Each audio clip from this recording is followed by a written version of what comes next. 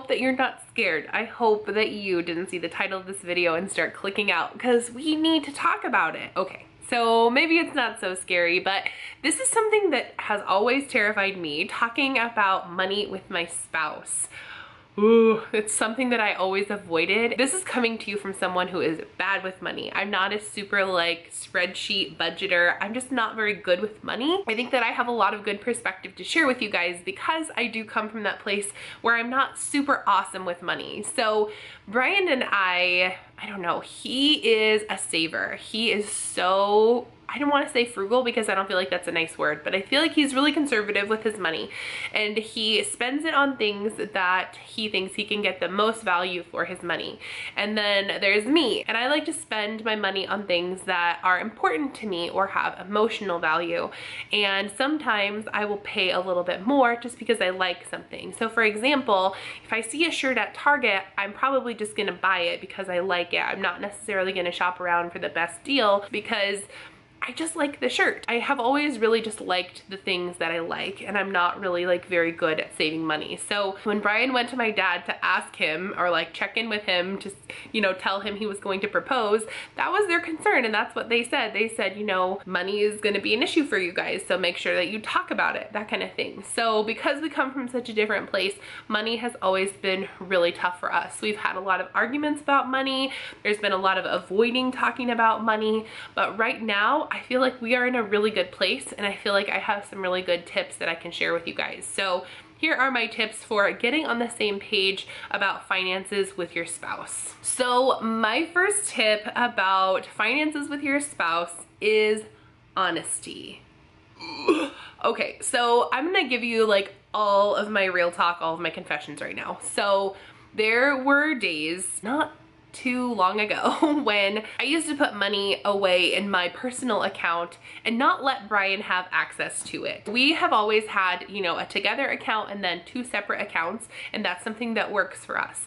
But for the longest time, I put my money in my personal account and didn't let Brian have access to it. And then I would order things that I knew he would definitely not approve of from that account, but things that I knew that made me happy. Like I would order things from Old Navy, or I would order something from Amazon that I really wanted, but I knew that Brian would think it was like a waste of money. So I would hide those packages. Like now I'm someone that's like, why would you hide that from your husband? Like it doesn't make any sense. But back then I was all about hiding it from my husband. Like I didn't want him to know that I had bought new clothes. I didn't want him to know that I had bought like craft things. I don't know, I didn't feel safe and comfortable talking about it with him. And part of that was because we didn't know how to communicate about money. We didn't know how to talk effectively about money. When we talked about money, it became what I saw as him nagging at me, saying unkind things about me, but not him really taking responsibility and knowing that these things were important to me. So I didn't feel safe being honest about money, but it is so important to be honest about it. And you know, carrying around all of those secrets was crazy stressful. I had high blood pressure from carrying all of that around because I didn't feel like I could be honest, or I was afraid to be honest, or I just didn't want to be uncomfortable and have an uncomfortable conversation. So it can cause like emotional stress. I even call it financial infidelity. Like it can be as damaging as emotional or sexual infidelity, I think. Like if you are not sharing everything about your finances and being upfront and thinking about how that affects the other person, and thinking about the fairness of your actions, because I didn't really think about how it would affect him. And money is something that is really important to Brian, and saving money is really important to him. And I didn't think about how it would feel to me if he was dishonest. Like if he was buying all these things that I didn't think were necessary or that I didn't even know about, I would be like, well, what else are you hiding? I didn't really think about it like that. So go ahead and just rip the band-aid off if you're not being honest about your finances right now. Talk to your partner. They are your partner. You're on the same team. That's something that I had to remember as well, is that we're on the same team. We're not enemies. We're not against each other. Our financial goals are our goals together, and we're on the same team. So just rip the band-aid off and have the conversation, and then once it's all out in the open, you can deal with it together. And then my next tip is find a system that works for you. Whether this is combining your finances, separating them, doing like a hybrid combination, find something that works for you. I have seen a lot of people say the only way to have financial trust in a relationship is to combine everything and have one joint account. While I think that that might work for some people, that doesn't work for us. We have tried all of the things. We've tried all of the methods where we both had our own separate accounts. We have tried having just one joint account and paying off a credit card to, you know, gain some cash back, that kind of thing. And right now I think we have a really, really good system. So our system looks like this. So our checks, our money get deposited into our personal separate accounts. And then we have a budget of all of our bills. And so each of us has a designated bill or an amount on a bill that we pay. And so we know that that amount of money needs to go back into our joint account that we have. So that is where all of our bills get paid, out of that joint account, and it's through our joint money. And so all of that money gets transferred there, and then we pay the bills from that account because they're automatic withdrawals. That's what works for us. And then whatever is left over from our joint accounts, we add it up and we split it. So if maybe Brian made more that month than I did, then we would combine that leftover and then we would split it.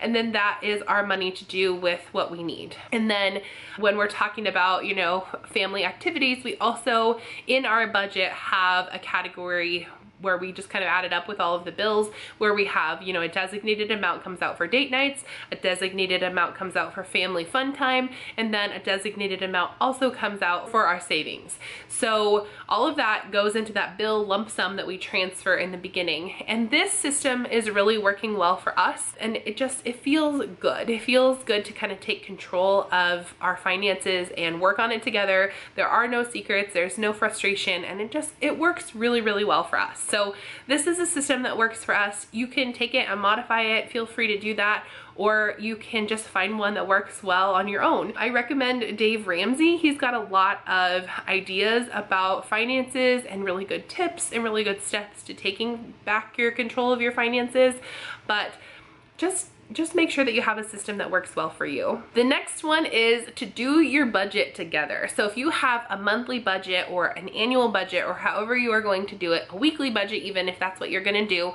make sure that you do it together. It gives you an opportunity to talk about needs, both for the household and for you both individually. It gives you a time when you can sit and talk about your needs, express them, listen to each other, and maybe make it a goal to not have an argument about this budget. Maybe make it a goal to really try to compromise with the other person, because your budget is not going to be perfect for you, and it's not going to be perfect for your spouse either.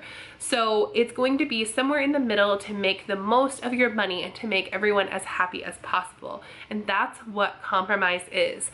I don't know if you guys watch Stranger Things, but when I think about compromise, I always think about what the character 11 says about compromise, and she says that it means halfway happy. And that's exactly what it is. Compromise is not necessarily you getting your way or your spouse getting their way. It's about meeting halfway and maybe being halfway happy so that the other person can also be halfway happy. And this also lets you both be accountable for the budget, because I know that there is nothing more frustrating than Brian setting up a budget by himself and me having literally no idea what is expected of me, and then I blow the budget in like the first 2 days or something, and then he's frustrated, and then it's just this whole cycle, and then we don't even have a budget anymore. So we sometimes got into that pattern, and then we were just spending money like crazy. The financial bleeding was not stopping. We are blessed to be in a position where we can spend money, and we do have extra money left over in the end of the month, and that is such a blessing to us. But I think that it's also important to use that money in a savings. Right now, our savings is like this big, and we have a house to pay off and student loans to pay off and just all of these things. Thankfully, we don't really put very many things on credit. So we don't have like a car payment, we don't have credit card bills, we don't have that kind of debt, but we do have big things that we need to work together to pay off. So work together, set a budget, and make it something that you both can really stick to, and it will definitely help. Next is to have budget meetings, and this is important. Once you've set up your budget, it doesn't just go away. It's a living document. Your budget is something that is not necessarily written in stone. It's something that you both need to work together on and possibly even flex and change every once in a while. So incomes change, needs change, change, you know, when my kids grow and change, their needs and their wants change. So like if Harrison wanted to take a little swimming class, that's something that's appropriate for his age, but maybe Delilah wants to take like a teen class somewhere or a tween class or something. Their needs just definitely change and flex, and so do the needs of a budget. So make sure that you are having budget meetings to stay on track with your budget and to stay on the same page. And it doesn't have to be bi-weekly or monthly or whatever. It can be a designated time that works well for you, and it doesn't have to be very long. I know I cannot sit around and talk about a budget for an hour. I cannot, or I will be like, my head will be spinning, I will quit listening, my adult ADHD will set in. I will quit listening because it's not something that I'm interested in. Brian is the money guy. He likes to know about money, he likes to plan about money, that kind of stuff. It's just not my jam, and I'm trying so hard to do better because I just like to spend the money, okay? That's what I like to do. I like to spend it. I don't like to talk about it and talk about the ugly parts of it. So I'm trying, but I cannot sit there and talk about it for an hour. So it can be short. I think our budget meetings are like 5 to 10 minutes in the beginning of our evening time. We usually kind of touch base about those things. So we do it daily so that it can be shorter. It just works well for us.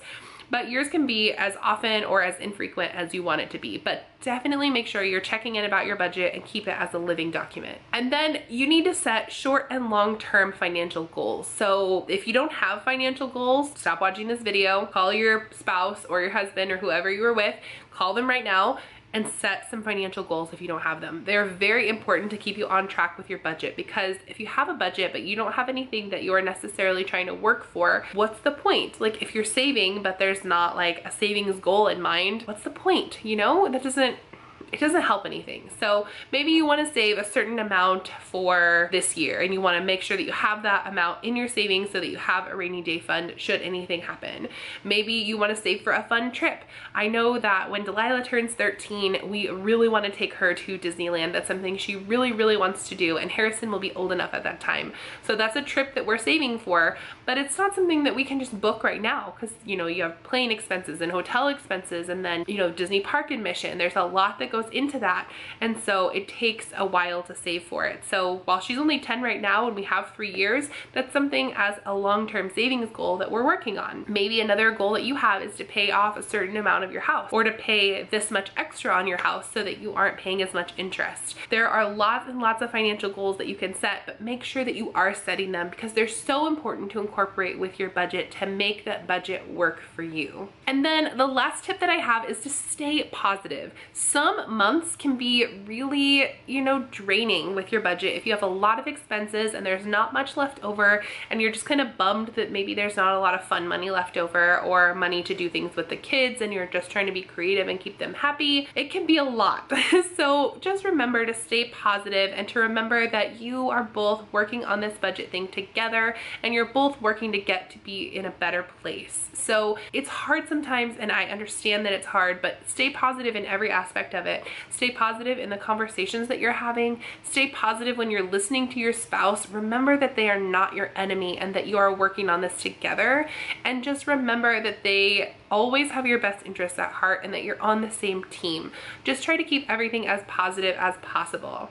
So those are the tips that I have to get on the same financial page as your partner. If you would like to hear the mistakes that I've made when I was trying to get on the same page with my partner about finances, I definitely can film that video. I have all of my notes on the other side of this page, so feel free to let me know if that's something you would be interested in seeing. I would love to film that for you. So yeah, that's all I have for you guys today. So if you are new here, hi, my name is Caitlin. Welcome to Beans and Monkeys. I do lots of parenting, marriage, planner, all kinds of things on this channel. So hopefully you'll find something that you like, and if you do, feel free to hit that red subscribe button down below. I would love to have you with us. If you are a current subscriber, thanks so much for being here. I absolutely love you guys, and I love watching this community grow. We have grown so much recently, and I just love watching all of us work together and become the amazing community and family that we are.